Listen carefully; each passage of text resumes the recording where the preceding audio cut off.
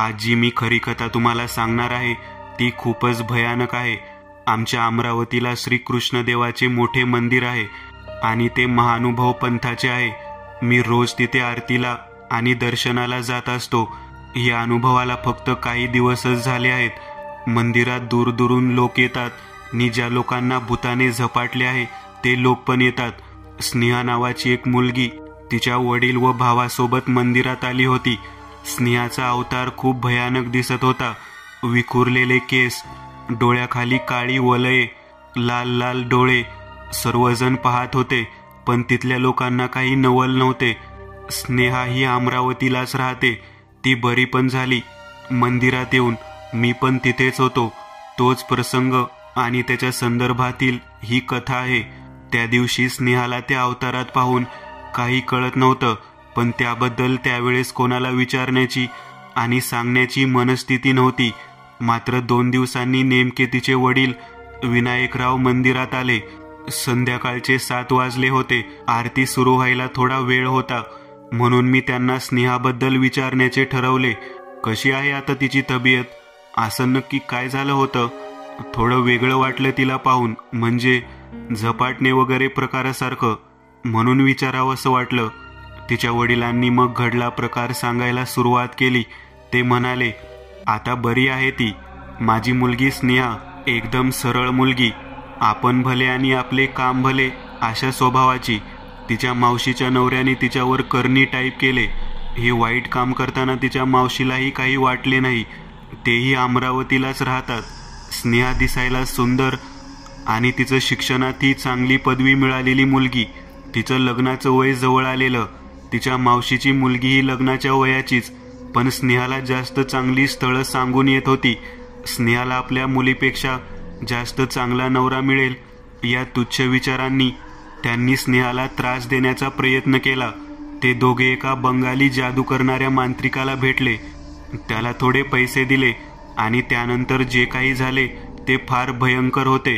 एके दिवशी स्नेहाच्या मावशीने तिला घरी बोलावले। त्या मांत्रिकाने बहुतेक त्यांना एक मंतरलेले लिंबू दिले होते। त्या लिंबाचे सरबत त्यांनी तिला दिले। त्या सरबताची चव फारच वेगळी होती। स्नेहाला इथपर्यंत सारं आठवत होतं। ते सरबत प्यायल्यावर ती घरी तिच्या स्कूटीने यायला निघाली, तेव्हा तिला असे वाटले की तिच्या मागे गाडीवर कोणीतरी बसले आहे आणि जोरजोरात श्वास घेत होते। गुरगुर असा आवाज येत होता। ते एका पिशाचे होते। वाईट माणसाचा आत्मा होता तो, हे आम्हाला नंतर कळले। त्या आत्म्याने सरळ तिच्या शरीरात प्रवेश केला। नेहमी हळू गाडी चालवणारी स्नेहा आक्रमकरित्या फास्ट गाडी चालवत आली। ती आली तेव्हा नेमका मी घराबाहेरच होतो। तिला काय झाले असे विचारले देखील, पण ती काही न बोलता सरळ घरात गेली आणि आईबरोबर बोलू लागली। तिचा आवाज एखाद्या माणसासारखा भेसूर येत होता। आये, ओ आये, मला भूक लागली, माले कोंबडी पाहिजेल। आम्ही सर्व घाबरलो। तिला काय झालं, ती अशी का वागते काहीच कळेना। ती सरळ किचनमध्ये गेली, कुकर उघडला आणि त्यातील पुलाव आदाशासारखा खाऊ लागली। जन्माची भुकी असल्यासारखी तिचे वागणे विचित्र झाले होते। घरात फिश पोंड होता, त्याकडे ती रागाने पाहत होती। तो धाडकन फुटला। ती खूप आक्रमक झाली होती। तिचे डोळे लाल झाले होते। भेसूर आवाजात ती जोराने ओरडत होती, किंचाळत होती। आजूबाजूचे लोक आले तर त्यांना घरातील भांडी फेकून मारत होती। कोणीही तिला आवरू शकत नव्हते। शेवटी डॉक्टरांनी कसेबसे तिला बेशुद्धीचे इंजेक्शन दिले। तिची लक्षण ठीक दिसत नव्हती। कोणीतरी सांगितले, तिला या कृष्णाच्या देवळात घेऊन जा, हा भूतबाधेचा प्रकार आहे हे लक्षात येत होतं। आम्ही तिला या देवळात आणले। देवाची आरती सुरू झाली आणि तिचा त्रास वाढला। तिला अंगारा लावण्यात आला, तीर्थ पिऊ घातले आणि तो सैतान जणू तिच्या शरीरातून बाहेर पडला। तिला आम्ही घरी नेले, पण नंतर असाच त्रास तिच्या मावशीच्या घरच्यांना सुरू झाला। तेव्हा त्या लोकांनी सारा प्रकार आम्हाला सांगून आमची माफी मागितली। त्यांनीच स्नेहाला त्रास व्हावा म्हणून हे सारे केल्याचे सांगितले। श्रीकृष्णाने आमचे कल्याण केले आणि त्या पापींना शिक्षा पण झाली। आता स्नेहा पूर्ण बरी झाली आहे आणि मी इथे नित्यनेमाने आरतीला येतो आहे। जय श्रीकृष्ण। दुसरा अनुभव, ती पावसाळी रात्र। 4 वर्षांपूर्वी नुकतीच अनुरागची एका पेट्रोकेमिकल कंपनीमध्ये आसामला बदली झाली होती. नवीन शहर, अगदीच नवीन लोक, नवीन संस्कृती. तिथं आपला जम कसा बसवायचा म्हणून अनुप्रिया काळजीत पडली होती. लेक अंजली नुकतीच 12वीत गेलेली. अगदीच नवीन ठिकाण, तिचं शिक्षण, राहणीमान यांची घडी कशी बसवायची, नवीन ठिकाणचे शेजारी पाजारी, वातावरण कसं असेल, त्यात अंजलीचा 12वीचा अभ्यास. बेटूला मेडिकलला ॲडमिशन घ्यायचं आहे. तिच्या पप्पाची सुद्धा इच्छा आहे की तिला जे हवं ते करिअर निवडण्याची मुभा मिळावी. पण 12वीच्या वर्षी जर तिचं नवीन कॉलेज, नवीन शेजार पाजार, नवीन वातावरण यांची जुळवाजुळव करण्यात दगदग झाली तर त्याचा परिणाम तिच्या अभ्यासावर होऊ शकतो. म्हणून मग एकमतानं ठरलं की अंजलीला तिथेच हॉस्टेलमध्ये ठेवावं, म्हणजे ती पूर्ण वेळ हॉस्टेलमध्ये राहून अभ्यासावर लक्ष केंद्रित करू शकेल. विशेष म्हणजे स्वतः अंजली सुद्धा या प्रस्तावावर तयार झाली, कारण तिला तिच्या या महत्त्वपूर्ण वर्षात काहीही अडचण नको हव्या होत्या. मुंबई शाळा कॉलेजात मे महिन्याची सुट्टी, इथं मात्र चक्क पावसाळी सुट्टी. आसाम पावसासाठी अगदीच बेभरवशाचं ठिकाण. असं म्हटलं तरीही चूक ठरणार नाही की इथं मुसळधार पावसाला सुरुवात झाली की अक्षरशः होत्याचं नव्हतं होऊन जातं. जनजीवन अस्ताव्यस्त होऊन जातं. आणि आता पावसाळी सुट्टीला सुरुवात झाली होती.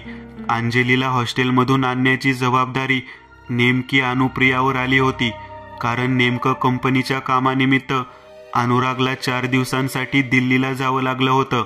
तब्बल 4 ते 5 तासांचा प्रवास करून अनुप्रियाला अंजलीच्या हॉस्टेलमध्ये जावं लागणार होतं. तसं हातात कंपनीची गाडी होती, पण वातावरणात प्रचंड बदल जाणवत होता आणि म्हणून तिला लवकर हॉस्टेलमध्ये पोहोचणं गरजेचं होतं. पटापट आवरून अनुप्रियाने गाडी सुरू केली आणि मजल दरमजल करत ती हॉस्टेलमध्ये पोहोचली. समोरच अंजली उभी होती. एकुलत्या एका लेकीला बघता क्षणीच अनुप्रिया सगळी दगदग एका क्षणात विसरून गेली. अंजलीचं सामान गाडीत ठेवून अनुप्रियाने गाडी सुरू केली. आता मात्र धुळीचं प्रचंड वादळ सुटलं होतं. सगळीकडेच धूळ आणि त्यातच धुकं सुद्धा पसरल्यामुळे अनुप्रियाला ड्रायव्हिंग करण्यासाठी बरेच कष्ट पडत होते. समोर गाड्यांच्या ताफा, त्यात धुळीचे लोट उडत होते. अशा ड्रायव्हिंग केली तर नक्कीच अपघात होऊ शकतो, म्हणून लोक ड्रायव्हिंगही हळूहळूच करत होते. अनुप्रिया मनातून प्रचंड घाबरली होती. अगदीच नवीन ठिकाण, नवीन वातावरण, सोबत तरुण मुलगी, त्यात मदतीला सोबत कुणीही नाही. कसंही करून एकदाचं सुरक्षित घरी पोहोचायचं असं ठरवून ती हळूहळू आणि संयम राखून ड्रायव्हिंग करत होती. त्यातच मोबाईलवर अनुरागचा फोन खणखणला.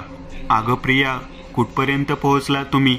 मला असं कळलंय की तिथं धुळीचं वादळ आलं आहे. अनुरागला हे समजताच की अजूनही ते हॉस्टेलपासून फक्त अर्ध्या तासावरच पुढे आले आहेत, तो अतिशय काळजीत पडला. दूर असल्यामुळे त्याला काळजी वाटू नये म्हणून अनुप्रिया त्याला म्हणाली, हे बघ अनुराग, आम्ही सुरक्षित आहोत, पण बघू, जर वातावरण जास्तच खराब वाटलं तर आम्ही एखाद्या हॉस्टेलमध्ये थांबू. तू आमची अजिबातच काळजी करू नकोस. अनुप्रियाच्या या उत्तरावर नक्की काय बोलावं ते बहुतेक अनुरागला सुद्धा सुचलं नसावं, म्हणून की काय तो निशब्दच झाला. अंजलीची आणि स्वतःची काळजी घेण्याचं सांगून त्याने काळजीनेच फोन कट केला. अनुप्रिया अंजली समोर जरी दाखवत नसली तरी मनातून ती खूपच काळजीत पडली होती. सोबत तरुण मुलगी, तिला घरी सुरक्षित कसं न्यायचं या विचाराने तिचं डोकं सुन्न झालं होतं. मोबाईलमधला GPS अजून मुख्य शहर 2 तासांवर दाखवत होता. संध्याकाळ होत आली. अनुप्रियाची गाडी एका सुनसान रस्त्यावर आली होती. हळूहळू धुळीचं वादळ थांबून पावसाला सुरुवात झाली आणि अचानक विजा कडकडायला सुरुवात झाली. तुफान पाऊस सुरू झाला. हेही कमी म्हणून की काय, अचानक रस्त्यावरून पाण्याचे डोह ओसंडून वाहू लागले. हे आसाम आहे, इथला पाऊस क्षणात सर्व चित्र बदलून टाकतो. या विचारानेच अनुप्रिया शहारली. आसामच्या भयानक विनाशी पावसाबद्दल जितक्या गोष्टी मुंबईतून बदली होऊन इथं येताना तिने ऐकल्या होत्या, त्याचा प्रत्यय आज ती स्वतः घेत होती. तिने अंजलीला मुख्य शहर अजून किती लांब आहे हे GPS वर बघायला सांगितलं, पण मोबाईलमध्ये नेटवर्क काम करत नव्हतं आणि GPS ने सिग्नल देणं बंद केलं होतं. तोपर्यंत सगळीकडेच दाट काळोख पसरला. त्या भयान शांततेत आता मात्र अंजलीचा धीर सुटू लागला होता.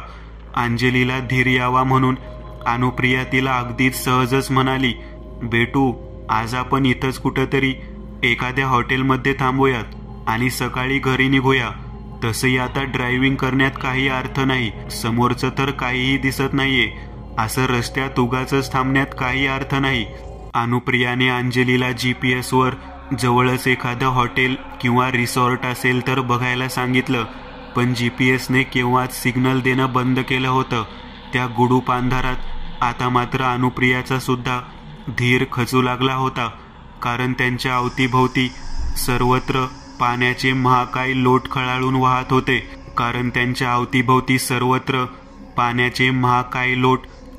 वाहत होते. त्या अंधारात एखाद्या पाण्याचा लोट आपली संपूर्ण गाडीही वाहून नेऊ शकतो. आपण वाहून जरी गेलो तरी आपल्याला इथं कुणीही वाचवू शकणार नाही. कुणाला कधीही समजणार सुद्धा नाही की आपलं नक्की काय झालं. या विचाराने आता मात्र अनुप्रियाच्या डोळ्यात आसवांची गर्दी दाटली. इतक्यात भर पावसात समोरून एक अगदीच 16-17 वर्षांची मुलगी गाडी समोर आली. गाडीच्या काचेवर टकटक करून तिने अनुप्रियाकडे मदतीची याचना केली. सुरुवातीला अनुप्रियाने तिच्याकडे अगदी जाणीवपूर्वक दुर्लक्ष केलं. न जाणो ती मुलगी कुणा दरोडेखोर किंवा एखाद्या लुटारू टोळीसाठी कार्यरत मुलगी असेल. वाटेत लोकांना अडवून त्यांना लुटणारी टोळी इथे जवळपास असेल तर. अनुप्रियाचं सर्वांग शहारलं. तिने त्या मुलीला गाडीपासून दूर होण्याचा रागानेच इशारा केला. ती मुलगी अगदी निरागसपणे प्रामाणिकपणाने गाडीपासून दूर झाली. अनुप्रियाने गाडी हळूहळू पुढे सरकवण्याचा प्रयत्न करत त्या मुलीकडे एक तीक्ष्ण कटाक्ष टाकला. त्या मुलीच्या डोळ्यात अश्रू होते. अनुप्रियाकडे ती प्रचंड आशेने पाहत होती. ती प्रचंड घाबरलेली दिसत होती, एकटी होती. मग मात्र अनुप्रियाला आपण त्या मुलीसोबत किती चुकीचं वागलो याचं वाईट वाटून गेलं. आपल्याच मुली एवढी मुलगी भर पावसात दाट जंगलात पाण्याच्या डोहात आपल्याकडे मदतीची याचना करत होती आणि आपण मात्र तिला आपल्या गाडीपासून दूर जाण्याचा इशारा केला. अनुप्रियाला स्वतःचीच लाज वाटून गेली. तिने गाडीच्या खिडकीची काच उघडली आणि त्या मुलीला जवळ बोलावलं. अनुप्रियाने जवळ बोलावताच त्या मुलीच्या डोळ्यात आशा चमकू लागली. अनुप्रियाने तिची चौकशी केली तेव्हा तिने अनुप्रियाला सांगितलं की जवळच तिच्या वडिलाचं रिसॉर्ट आहे आणि तिची आई तिथली देखभाल करते आणि ती मुलगी शेजारच्याच गावात तिच्या मावशीच्या घरी गेली होती. पण परत येताच पाहते तो सृष्टीचा सर्व नजराच बदललेला होता. त्या मुलीचं हे बोलणं ऐकताच आता मात्र अनुप्रियाला थोडा धीर आला. जर त्या मुलीला आपण तिच्या घरी सुरक्षित सोडलं तर आपल्याला तिच्या वडिलांच्या रिसॉर्टवर रात्रभर सुरक्षित राहता येईल. अनुप्रियाच्या डोळ्यात आशा चमकून गेली. त्या मुलीला गाडीत मागे बसायला सांगून अनुप्रिया हळूहळू गाडी ती मुलगी सांगेल त्या दिशेने चालवू लागली. ती मुलगी अतिशय गोड आणि शांत होती, पण घरात आई वडील एकटेच असल्यामुळे त्यांच्या काळजीने ती चिंताक्रांत दिसत होती. अगदी 10-12 मिनिटांतच त्या मुलीचं घर आलं.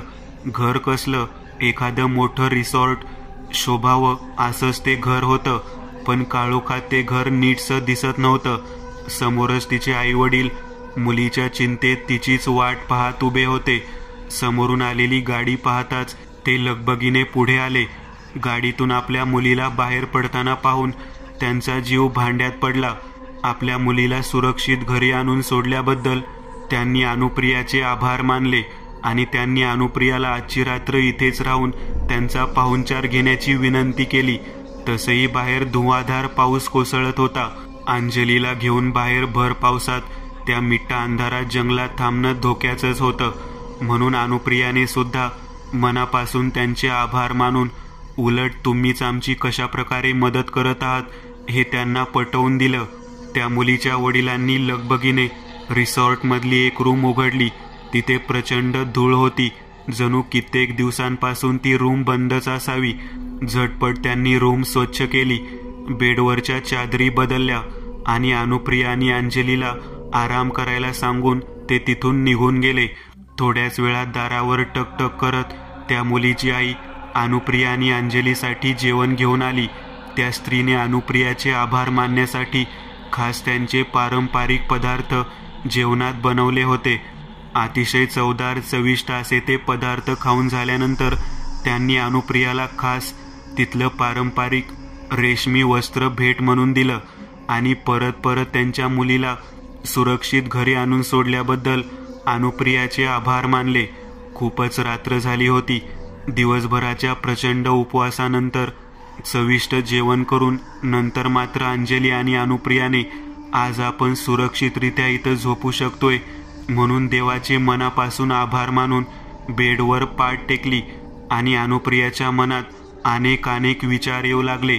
जर आज ही मुलगी आपल्याला भेटली नसती तर आपण भर पावसात पाण्याच्या डोहात अंजलीची कशा प्रकारे काळजी घेतली असती. अंजलीच्या विचारानेच अनुप्रियाचं सर्वांग शहारलं आणि तिच्यातल्या आईने काळजीने आपल्या बाजूलाच पहुडलेल्या अंजलीला ममतेने मिठीत घेतलं.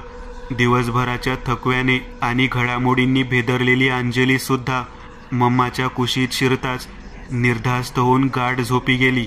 सकाळ झाली. अनुप्रियाचा मोबाईल वाजला. मोबाईलवर अनुरागचा कॉल होता. त्याला आता आम्ही लवकरच घरी परतण्यासाठी निघतोय आणि आम्ही अगदीच सुरक्षित आहोत असं सांगून अनुप्रियाने फोन कट केला. अंजलीला जाग करून घरी परतण्याची तयारी करून अनुप्रिया आणि अंजली रूममधून बाहेर आल्या. त्यांनी घरात सगळीकडे त्या मुलीला आणि तिच्या आईवडिलांना शोधलं, कारण त्यांना निघता निघता रात्रभर त्यांना सुरक्षित निवारा दिल्याबद्दल त्यांचे आभार मानायचे होते. पण त्यांना ते सर्वजण घरात कुठेच दिसले नाहीत. बाहेर पाऊस रिमझिम पडत होता, म्हणून लवकरच येथून बाहेर पडून प्रवासाला सुरुवात करणं गरजेचं होतं. म्हणून शेवटी नाईलाजाने अनुप्रिया आणि अंजली गाडीत येऊन बसल्या. आजूबाजूला तसं पाहता बऱ्यापैकी दाट आणि निबिड जंगलच होतं, जे रात्रीच्या मिट्ट काळोखात नीट दिसलं नव्हतं. 10 ते 15 मिनिटात गाडी जंगलातून एका अगदीच निमुळत्या रस्त्याने जंगलाबाहेर हमरस्त्यावर आली. समोरच एक चहाची टपरी होती. थोडा चहा प्यावा आणि परतीच्या प्रवासाला सुरुवात करावी म्हणून अनुप्रियाने तिथं गाडी थांबवली. अनुप्रियाची गाडी अगदी भर दाट जंगलात बाहेर आली होती, म्हणून त्या चहाच्या टपरीवाल्याने अनुप्रियाला आश्चर्याने विचारलं, मॅडम, इथून कुठून बाहेर आलात? हे तर जंगल आहे. जंगलात गाडी घेऊन काय करायला गेला होतात? तिथं तर कुणी कधीही चुकूनही फिरकत नाही. अनुप्रियाने चहा पिता पिताच त्या टपरीवाल्याला कालची मुसळधार पावसामुळे या जंगलात आपण आणि आपली मुलगी अडकल्याची इत्थंभूत माहिती सांगितली. अनुप्रियाची कालच्या मुसळधार पावसातली आपबीती ऐकल्यानंतर आता मात्र त्या चहाच्या टपरीवाल्याच्या चेहऱ्यावरचा रंगच उडाला. काय झालं असं अनुप्रियाने चहाच्या टपरीवाल्याला विचारताच तो म्हणाला, मॅडम, 2 वर्षापूर्वी त्या रिसॉर्टवाल्याची एकुलती एक लेक त्या अशाच पावसात नदीच्या पाण्याच्या लोंढ्यात वाहून गेली होती. एकुलत्या एक लेकीच्या जाण्याच्या धक्क्याने कच खाऊन तिच्या आईवडिलांनी सुद्धा गळफास लावून आत्महत्या केली होती. आता चेहऱ्यावरचा रंग उडण्याची वेळ अनुप्रिया आणि अंजलीची होती. का भेटले असतील ते तिघे आपल्याला?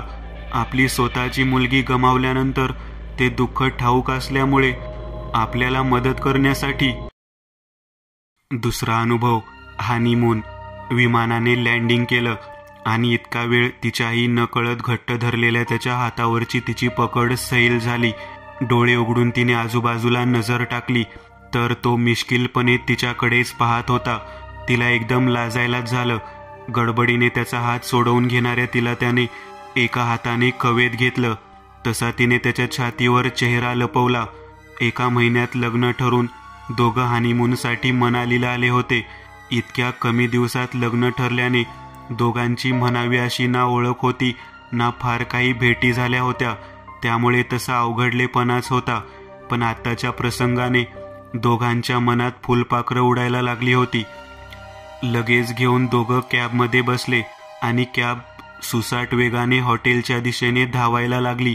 संपूर्ण रस्ता तुफान पाऊस आणि वारा असल्याने ती घाबरून आताही त्याला बिलगूनच बसली होती. तोही तिला घट्ट मिठीत घेऊन बसला होता. घाट रस्त्याची वळणं दोघांना एकदा उजवीकडे तर एकदा डावीकडे झुकवत होती आणि त्याने दोघांच्या कोवळ्या शृंगाराला अजूनच गोड बनवत होती. तिचं असं जवळ असणं त्याला सुखावत असलं तरी ती मात्र या वादळी पावसाने चांगलीच घाबरली होती. पण त्याच्या मिठीत कुठेतरी बरंही वाटत होतं. 1-2 तास प्रवास करून दोघे हॉटेलला पोहोचले. त्यांना पोहोचायला जवळपास रात्रच झाली होती. पाऊस अजूनही मुसळधार कोसळत होता.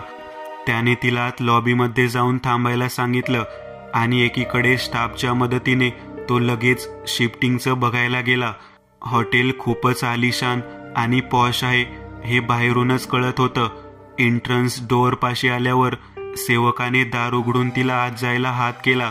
तिथल्या एकूणच उच्चभ्रू वातावरणाने जरा बुजलेल्या तिने बिचकतच आत प्रवेश केला आणि उगाचच एक गूढ भयान वातावरण असल्याची जाणीव तिला स्पर्शून गेली. स्टाफने तिला आदबीने सोफ्यावर बसायला सांगून पाणीही दिलं. पाणी पीत एकीकडे हॉटेलचं निरीक्षण करत तिला एक दडपण, एक नकारात्मक ऊर्जा जाणवत होती. पण आपण असे एकटे पहिल्यांदाच अनोळखी ठिकाणी इतक्या लांब आल्याने आपल्याला असं वाटत असेल असा विचार करून ती शांत राहिली. त्यानेही तोवर आत येऊन चेक इन प्रोसेस सुरू केली. थोड्याच वेळात त्यांना रूम मिळाली. बाकी लगेज वगैरे गरजेच्या वस्तू तिथे आधीपासूनच हजर होत्या. आत आल्यावर पुन्हा ती भिरभिर नजरेने खोली पाहू लागली. पाठमोऱ्या असणाऱ्या तिच्या भोवती त्याच्या हातांचा विळखा पडला आणि ती चांगलीच दचकली. अगं, मीच तर आहे, एवढी काय घाबरतेस? तिला त्याच्याकडे वळवत त्याने तिला जवळ घेऊन विचारलं. पण का कोण जाणे तिला अस्वस्थ वाटायला लागलं होतं. कोणीतरी त्यांच्याकडे बघतंय असं वाटत होतं. जरा भीतीही वाटायला लागली. मला कसं तरीच वाटतंय. नवीन जागी आलोय ना, प्रवासही झाला त्याने होतंय. आता जेवून मस्त झोप काढू, मग तुला बरं वाटेल.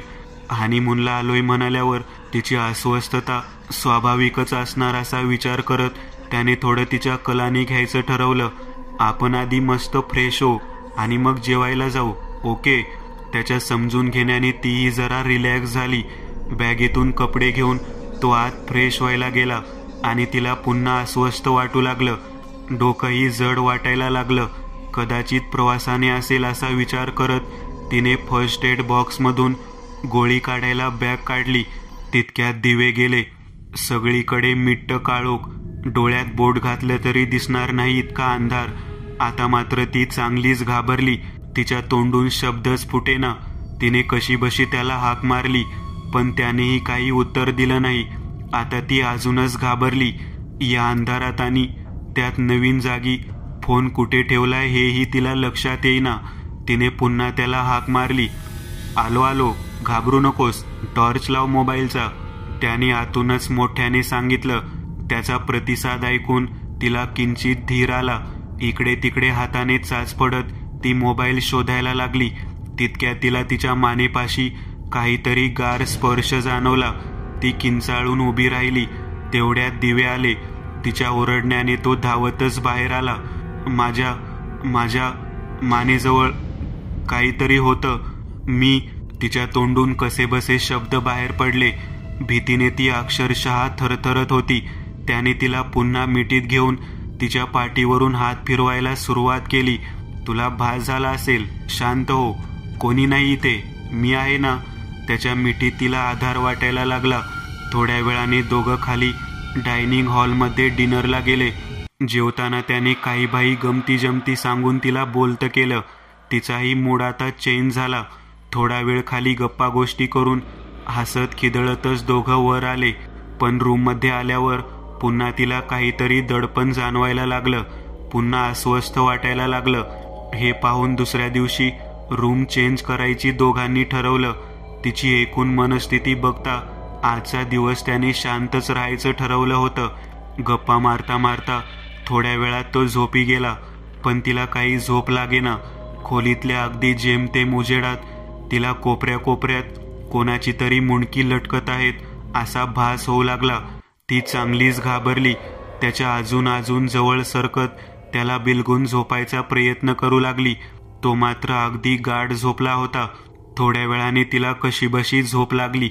मध्यरात्री त्याच्या जोराच्या किंकाळीने ती खाडकन जागी झाली. बाजूला बघितलं तर तो नव्हताच.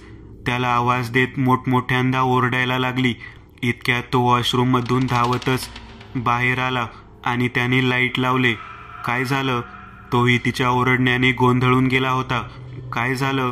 का ओरडलीस? तू ओरडलास ना आता, त्यामुळे मी घाबरून उठले आणि तुला हाक मारत होते. तिला दरदरून घाम फुटला होता. कसंबसं तिने वाक्य पूर्ण केलं. अगं मी आत गेलो होतो. तुला काहीतरी स्वप्न पडलं असेल. नाही, तू खरंच ओरडलास. मला भास नाही झाला. नक्की ओरडलास तू. अगं मी आत वॉशरूममध्ये होतो. मी का ओरडेन? आणि मला ना फार विचित्र वाटतं इथे. आल्यापासून भीतीच वाटते. आपण आताच रूम बदलून घेऊ ना. त्याने घड्याळ बघितलं. रात्रीचा 2:30 वाजला होता. अगं इतक्या रात्री कोण देईल रूम बदलून? उद्या जाऊ ना. तू माझ्या मिठीत झोप, म्हणजे तुला भीती नाही वाटणार. नाही, मला नाही थांबायचं इथे.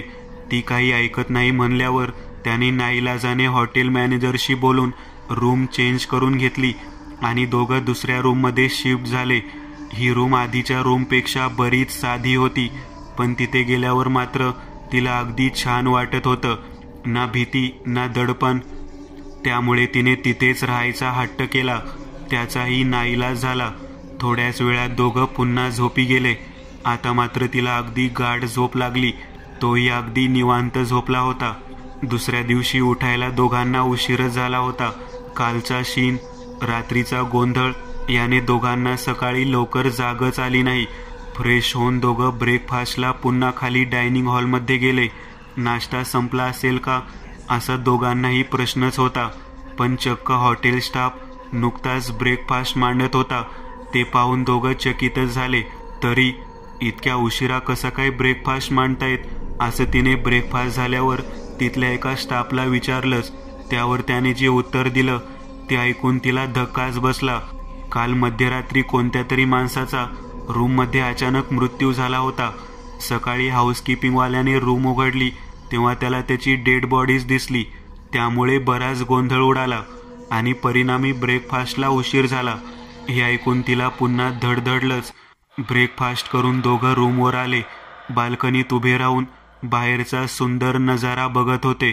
तिने सहजच खाली पाहिलं तर इतका वेळ आतमध्ये एका खोलीत ठेवलेली डेड बॉडी हॉटेल स्टाफ बाहेर आणत होते. तिला ते दृश्यही बघवेना म्हणून तिने अभावितपणे शेजारीच उभ्या असलेल्या त्याला मिठी मारली. स्टाफने डेड बॉडीचं स्ट्रेचर खाली ठेवला आणि स्ट्रेचरवर असलेली तिच्या नवऱ्याची ती डेड बॉडी पाहून त्याने विभत्स्य हसत तिच्या मानेत त्याचे बाहेर आलेले सुळे रोवले.